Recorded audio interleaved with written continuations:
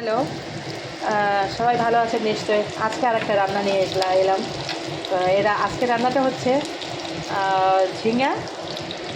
ঝিঙার সঙ্গে একটা টমেটো দেবো, এটা ঝিঙা আছে, এর সঙ্গে একটা টমেটো দিয়ে সাউথের নাম পাচ্চাড়ি, কিন্তু আমরা বেঙ্গলিতে বলি আচার।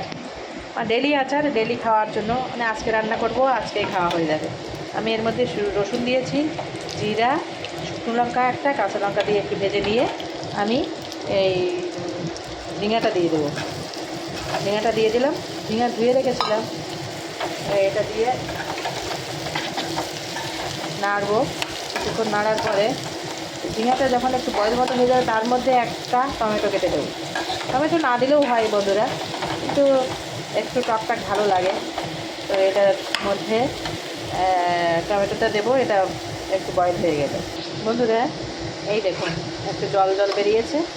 হ্যাঁ, এবার আমি এর মধ্যে টমেটোটা দিয়ে দিচ্ছি। এই যে দেখুন, এবার আমি টমেটো দিচ্ছি। এই হচ্ছে টমেটো দেওয়ার পরে আবার একটু ঢাকা দেবো। ঢাকা দেওয়ার পরে আমি আরেকবার, আর কিছু দেওয়ার নেই এখন। এরপরে যেটা করব দেখাবো। হ্যাঁ হ্যালো বন্ধুরা, হয়ে গেছে, প্রায় বয়েল হয়ে গেছে। এই জলটুকু একটুখানি মরে গেলেই নামিয়ে নেব।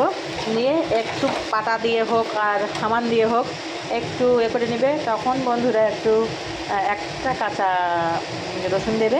আমি কাঁচা রসুনটা দেখাচ্ছি, এই সাইজের একটা কাঁচা রসুন দিয়ে দিলে হয়ে যাবে।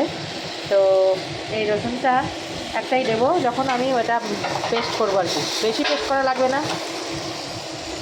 তো বন্ধুরা এটাই দেখালাম, আর তারপরে আমি পেস্ট করার পরে রেডি করার পরে দেখাবো। ভালো থাকবেন সবাই।